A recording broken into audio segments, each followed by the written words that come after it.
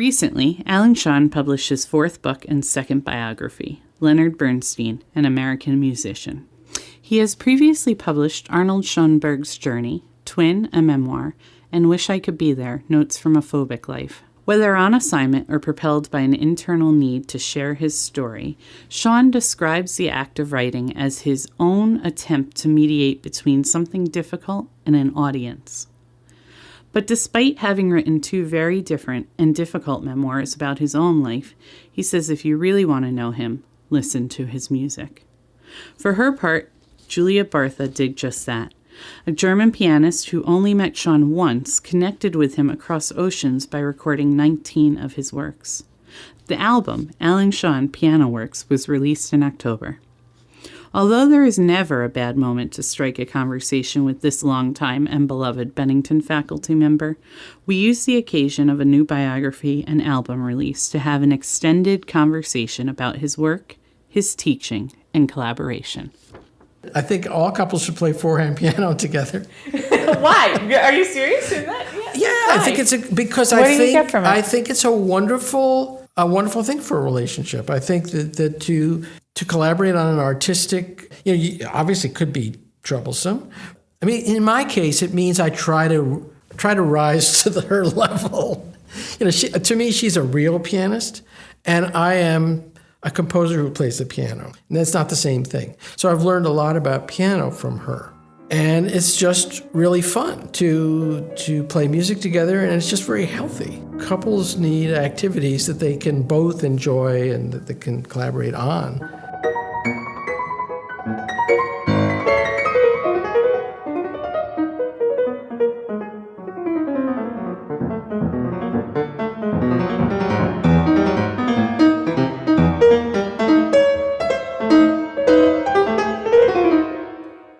Music is nonverbal, it's abstract. Of course, people receive it as deeply emotional, but what those emotions are and what you're actually expressing actually cannot be put into words. When someone says they've listened to my music, I feel like they know me. That there's this bond. I don't feel that easily otherwise, but that's what I've put everything I've got into, and it's what I deeply care about, and it's what I deeply need to share. It's not just that I want to write good music, but I'm eager to share. Of course, music is physics. It does things neurologically that we don't even understand.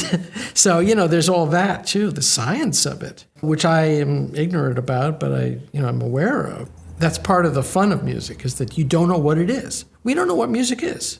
I teach about it to some extent. I point things out in this, but we don't know what it is. In fact, when you read analyses of music, they talk about this or that, and then you get to the end of it and they have not explained the music because we don't have language for it. He uses you could say, this is an E flat major chord. But to really scientifically dissect that particular E flat major chord, that could be a whole book, about that chord. And we just call it this thing. So, it's like saying it's an insect. It's like very generalized in terms of the reality of that chord and what led up to it and what comes out of it and the way it's voiced and the overtones of each pitch in that chord. Because each note, of course, contains the entire overtone series. So we're hearing an E flat, but we're also perceiving the octave above it and the fifth above that and the fourth above the fifth, and so on. So the language about music is, it points things out. But we don't know what music is.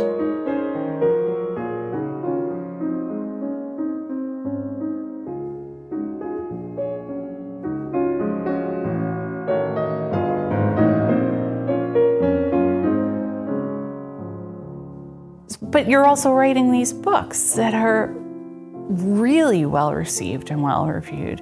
What's interesting to me is that people are connecting with you in this way also, especially in your first book, about phobias came out. You can't write a book if you don't really connect with what you're writing about. Also, the fact that Bernstein was such a public figure and did so many things and was in a different country every day, whereas I find it an adventure to go to Albany, that interested me. I thought that was kind of a fascinating thing for me, almost a healthy thing for me to write about somebody whose life was almost the exact opposite of my own. But with these things in common, commonalities that I eventually did really bond with. I was surprised. And so I could very much relate to his struggle with finding a musical language in that particular period, which after all is one I really know very well. We're 30 years apart, but the struggle he had was very familiar to me. That I'm an enthusiast. And in fact, all of my books, I think, are attempts to mediate between something difficult and an audience. Music, of course, should be for everybody, and it should be something that you don't need a doctorate to understand, and Schoenberg would have agreed with that completely. He was a musician. So I wrote in a kind of an appreciation of a difficult and totally gripping composer. Then the other two personal books are also mediating between a difficult subject and readers. The phobia book, obviously, by definition, is troubling material.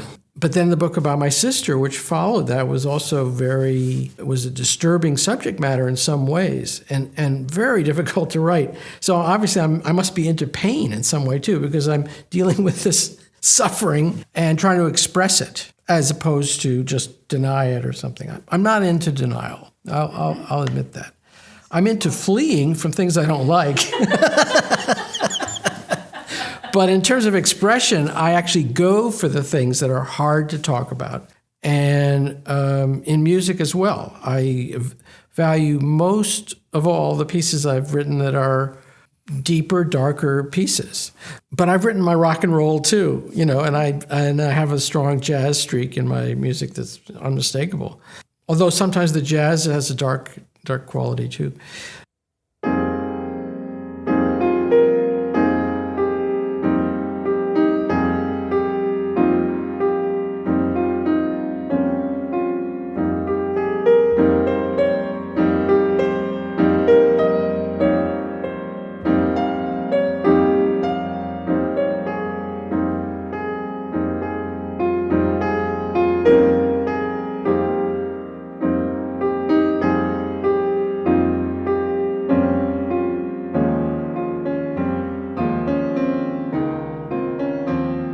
One of the reasons it's hard to talk about my work is because I normally sit in this chair and talk about the students' work. When you're at home writing your music, you are a raw, human being, and you are that complete person. You're in the service of your art form, and whatever comes out is what you're going to work on. And there's no censoring there in terms of the raw material behind the work. But in the classroom, you're there to serve the students. And I don't teach myself. I don't think we're there to teach, in spite of being Bennington faculty, and we're people who certainly do things in the world. We're also there to illuminate a huge subject that we happen to be. So I think of teaching in terms of shocking the student. So I feel obliged. That's my responsibility, is to help the students realize that it's possible to do something of real value, not just transient value. And that some of these artists and historical figures we're talking about have done that. And what went into that, and the amount of thought and the amount of dedication that went into that, and the lack of seeking for personal gain that went into that. I don't mean shock in a horrifying way, but I want people to be awakened to the what's possible, and to realize how hard it is. I have no idea who's going to do what. To the degree that If you don't like a student, if you don't like their work, that's not relevant. It's not relevant. What's important is what can help them. So again, that's one of the things I bonded with in Bernstein.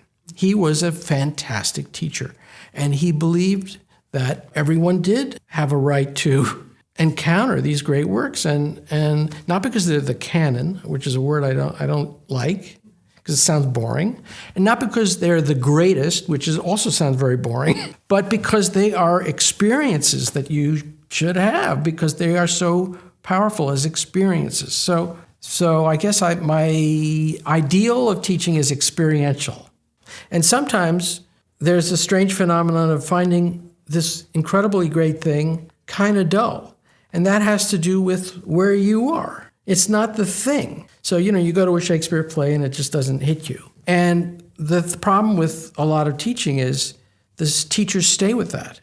They think that's, the kids are bored, so I'm not going to introduce this material. The thing is not boring. The thing is too interesting for them to get it. It's so interesting it seems dull. And that's what, Bernstein achieved so well in the young people's concerts. It's absolutely extraordinary. He talks about Gustav Mahler or whatever it is, and the kids are there. They're listening to it.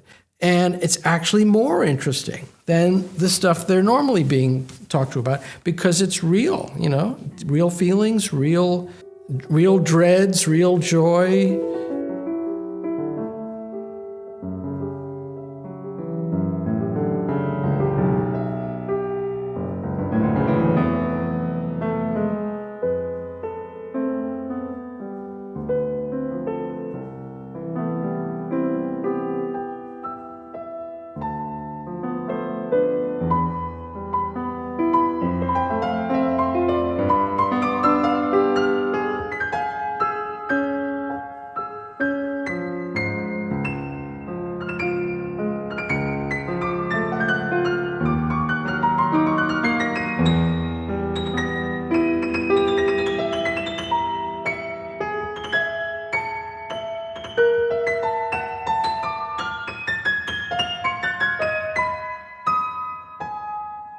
And, it's interesting because I do play the piano and I perform my music. But when Julia, for example, the person who did this recording, when she plays those pieces, she does them better than I do. In a way, she restores them to what they really are. I already know that. I already know what they are, so when I perform them, I take them for granted a little bit. Whereas she is amazed by them. She's surprised by them. And she reveals what they are. She plays them better. It's a little bit like this problem of talking about yourself. Obviously we love ourselves so much that, we're afraid to show how much we love ourselves. So when we play our own music, there's a danger that it'll be a narcissistic, exercise in self-regard. So as a result, you do a kind of dry, you present the music. Here's what it is. Hope you like it. Where somebody else can really go to bat for it, and really get behind it in a different way. I mean, it's not them. So, I said to her, "You're more me than me." It was amazing.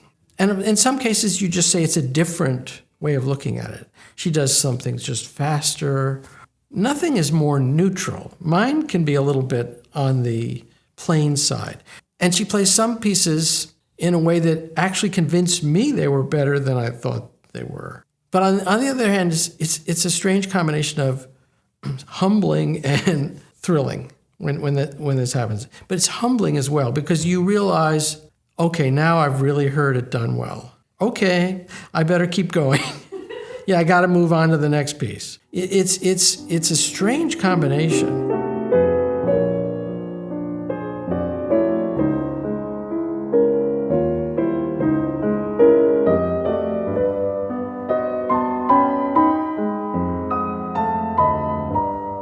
You were saying, the way somebody can know you is through your music. If you really want to connect with me and know me, you'll know me through my music. And in some ways, it's almost, hearing you say that, it's almost like this is a way of writing a biography. The neglected artist has has the ability to fantasize that they are neglected because they're so great nobody can understand them. So we're all Franz Kafka, it's better than a biography.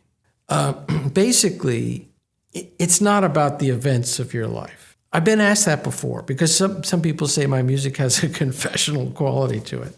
And I guess that there's some truth in that, although I would say all the pieces, regardless of their tone, reflect the moment in which they were written, but not in any deliberate way or literal way. The minute you start to think, I'm going to express this in a piece of music, I don't know. I don't know. I don't quite believe in that. It's much more the other way, that you get fired up about the ideas in the music and you go with them and you try to write the best piece you can. You listen to your musical material and it's telling you what it needs to do. And you follow that through. And then you realize that it has revealed you. It's not that you have any intention of what it will say or what will be revealed. In fact, very often what it reveals is something you did not see in yourself, just like a photograph. And you're thinking, hey, I got tricked into looking like I kind of enjoyed being alive.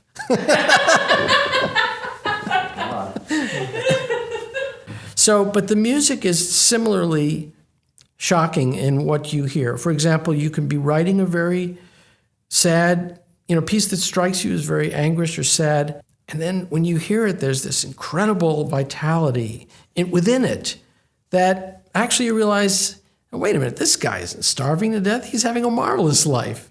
And he's got such a good life, he's able to write a piece of music and put into it some of the confusion and pain of being a person.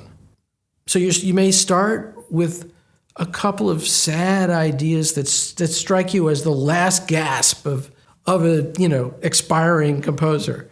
And then you hear it and it's like, wow, this composer's really given some space to these notes and they're so beautiful. And, it's coming out of actual fatigue and sadness or whatever, but the result is something else. It has its own energy and reveals God knows what. You don't know. What I'm saying is it is your autobiography, for sure, in some very deep sense. It's not your autobiography in the sense of what you want people to know about your life. It is a seismograph, or it is a true thumbprint from your life at different stages, and reflects what you write at a specific level at a high level of concentration and focus and excitement, which you might not even be perceiving at the time. But most of the time you're not writing music, so those moments when you're writing are heightened, special moments, even if it's, a routine of an hour a day or whatever, however people work. They're very special moments, and they represent a certain level of concentration that is not characteristic of the rest of the day. So where you put down some essence of yourself, then you hear it later, and yeah, that's my life.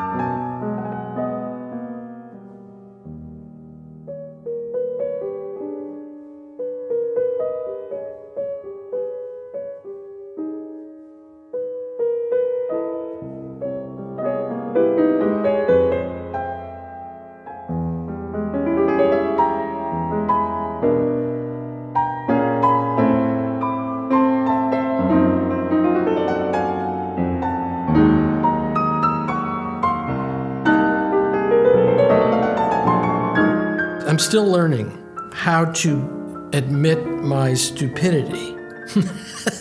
I mean, I tell the students that I promise to make one mistake every class, and I usually keep my promise that I make one terrible mistake at some point on the blackboard or something, because you get punchy. But there are also things that I simply am terrible at, and I need the students' help.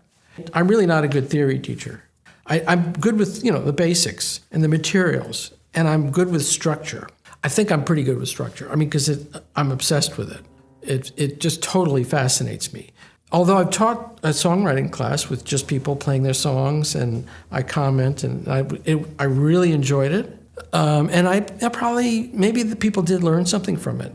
But I'm not a songwriter. I don't play guitar. I'm not a songwriter. What the best assignment in that class, what really got great results, I had everybody write a song using Emily Dickinson's "I Felt a Funeral in My Brain." And the songs they wrote, they were all writing their own lyrics the rest of the time about their boyfriends and stuff. And when they had to write "I Felt a Funeral in My Brain," this passion came out of them. It was just, the songs were fantastic. And there were humorous versions of it, which I wouldn't have expected. There was, one like heart-rending song, like a cry from the heart from somebody who had only written about, boys up to that point. And it was powerful. And the words elicited this response. So that was a good assignment.